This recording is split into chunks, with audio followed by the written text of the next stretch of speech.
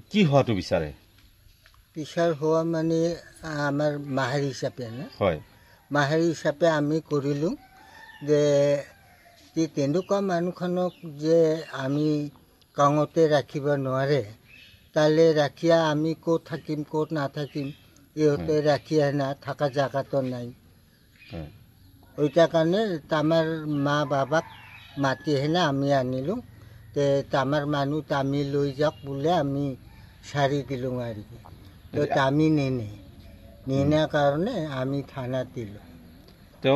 আচলতে তেওঁৰ কেনেধৰণৰ শাস্তি হোৱাটো বিচাৰে আপোনালোকে হা তেওঁৰ কেনেধৰণৰ শাস্তি হোৱাটো বিচাৰে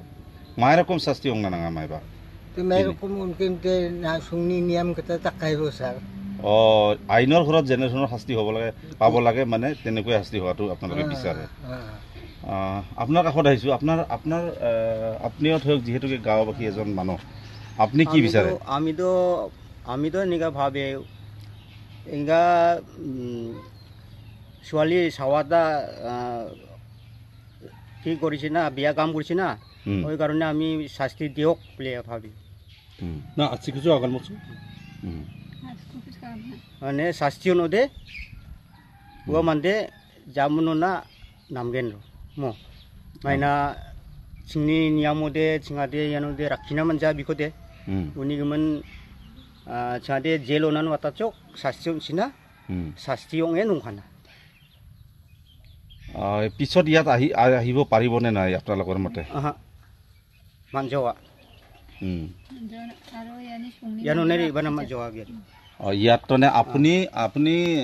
মানে পিছত তেওঁক আৰু আপোনাৰ স্বামী হিচাপে গ্ৰহণ কৰিবনে নাই নাইবা বুজিটো পাইছে ন কওক